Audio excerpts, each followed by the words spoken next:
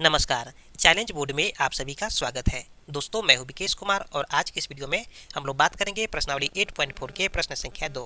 दोस्तों, यदि आप इस चैनल पर नए हैं तो एक लाइक कर दीजिएगा।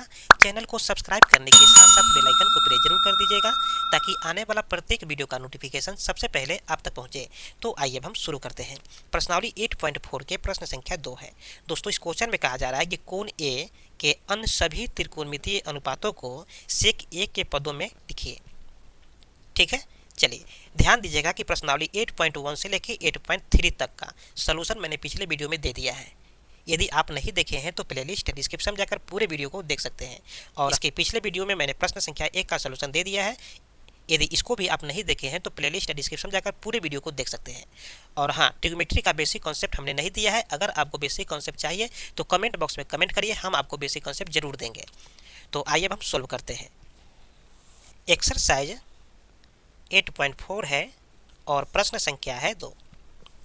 ठीक है, और कहा यह जा रहा है कि कोण ए के अन्य सभी त्रिकोणमितीय अनुपातों को सेक ए के पदों में लिखिए। ठीक है, तो सबसे पहले आप ये जान लीजिए कि त्रिकोणमितीय अनुपात क्या होता है। तो ध्यान दीजिए कि sine theta, cos theta, tan theta, cot theta, sec theta और कोसेक थीटा, ये सभी क्या है, मेरा त्रिकोणमितीय अनुपात है। ठीक है, तो हमें क्या करना है कि सेक ए के पदों में हमें सबको व्यक्त करना है। ठीक है, तो सबसे पहले हम साइन को व्यक्त करेंगे। ठीक है, तो यहाँ पर लिख लेते हैं साइन ए। ठीक है, यहाँ पर कोण ए के लिए कह रहा है, इसीलिए हम यहाँ पर ए दिए हैं। ठीक है, ये मेरा कोण को दर्शाता है।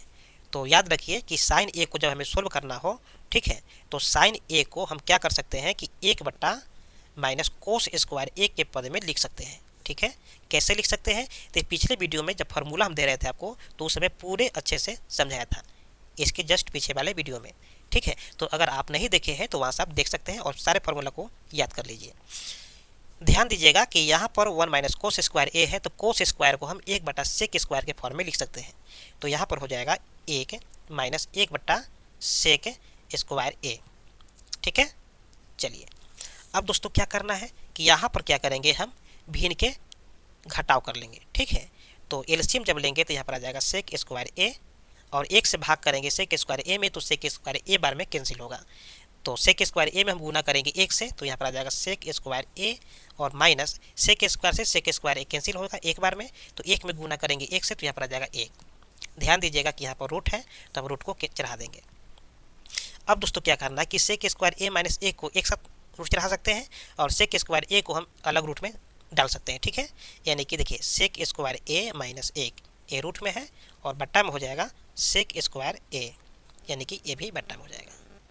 तो ध्यान दीजिए आप कि सेक स्क्वायर ए माइनस 1 तो यहाँ पर हो ही जाएगा। ठीक है, और ए स्क्वायर से यहाँ पर रूट कैंसिल हो जाएगा, तो यहाँ बच जाएगा सेक ए। ठीक है, तो आप देख सकते हैं कि हमें सेक के पद में व्यक्त करना था, तो यहाँ पर सेक ए के पद में व्यक्त हो गया है, इसके अलावा कोई दूसरा पद नहीं है। ठीक है, तो ये मेरा हो गया फाइनल आंसर। ठीक है, अब 2 नंबर में हम सोल्व करेंगे कॉस ए को। ठीक है, तो ध्यान दीजिए कि कॉस ए को हम डायरेक्ट 1/सेक ए के फॉर्म में लिख सकते हैं। ठीक है, तो ये मेरा डायरेक्ट आ गया 1/सेक ए, ये हो गया मेरा फाइनल आंसर।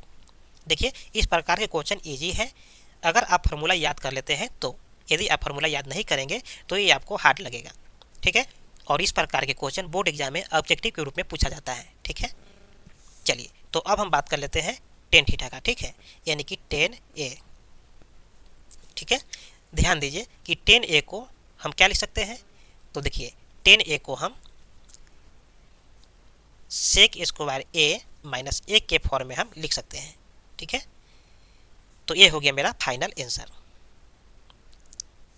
ये मेरा 3 नंबर था। अब हम सोल्व कर लेते हैं 4 नंबर, यानी कि कोट ए। ठीक है, तो ध्यान दीजिए कि यहाँ पर हम कोट ए को लिख सकते हैं 1/10 ए। ठीक है, चलिए 10 ए लिख सकते हैं और इस 10 ए को हम लिख सकते हैं सेक स्क्वायर ए माइनस 1। ठीक है, तो यहाँ पर हो जाएगा 1/सेक स्क्वायर ए माइनस 1। ध्यान दीजिएगा कि ये जो फार्मूला होता है 10 स्क्वायर ए का होता है। ठीक है, तो हमें क्या करना है कि 10 स्क्वायर ए बराबर होता है सेक स्क्वायर ए माइनस 1, लेकिन हमें यहाँ पर लिखना है 10a बराबर, तो स्क्वायर के बदले में हम यहाँ पर रूट को चढ़ा देंगे। ठीक है, तो ये मेरा फाइनल आंसर हो गया, क्योंकि देखिए सेक के पद में हमें व्यक्त करना है और सेक के अलावा कोई दूसरा पद इसमें नहीं है, तो ये हो गया मेरा फाइनल आंसर। ठीक है, चलिए अब हम बात कर लेते हैं सेक ए को। ठीक है, यानी कि 5 नंबर में क्या है, सेक ए। ध्यान दीजिएगा कि सेक ए जो है ऑलरेडी पहले से सेक ए के फॉर्म में है, तो हमें इसको सोल्व करने की कोई ज़रूरत नहीं है, ये पहले से ही सेक ए में है। ठीक है, तो अब हम बात कर लेते हैं 6 नंबर, यानी कि कोसेक ए का। ठीक है, कोसेक ए। देखिए कोसेक ए को हम क्या कर सकते हैं कि 1/sin ए हम लिख सकते हैं। चलिए, और इस साइन ए को हम सेक स्क्वायर ए माइनस 1 लिख सकते हैं। ठीक है, आप ध्यान दीजिए कि जब साइन को हम सोल्व कर रहे थे, तो इसका आंसर कितना आया है, सेक स्क्वायर ए माइनस 1/सेक ए। ठीक है, तो इस साइन ए के स्थान पर हम क्या करेंगे कि उसको लिख देंगे। ठीक है, यानी कि एक तो है ही, ठीक है, और बट्टा में हो जाएगा सेक स्क्वायर ए माइनस 1/सेक ए, इतना लिख सकते हैं, और इस पर रूट है तो रूट को चढ़ा देते हैं। ठीक है, चलिए, और ध्यान दीजिएगा कि सेक ए पर रूट नहीं है। ठीक है, तो ए चला जाएगा ऊपर और ए चला जाएगा नीचा, यानी कि सेक ए बट्टा में हो जाएगा रूट अंडर सेक स्क्वायर ए माइनस 1। ठीक है, तो ये हो गया मेरा फाइनल आंसर। क्यों? क्योंकि देखिए इसमें सभी पद सेक ए के पद में है। ठीक है, और क्वेश्चन में भी हमें कहा जा रहा है कि सभी त्रिकोणमितीय अनुपातों को सेक ए के पद में व्यक्त कीजिए, तो यहाँ पर मैं सेक ए के पद में आ गया है, इसीलिए मेरा फाइनल आंसर हो गया। ठीक है, तो उम्मीद करते हैं कि वीडियो आपको समझ में आ गया होगा। फिर मिलते हैं एक और नए वीडियो में, तब तक के लिए जय हिंद।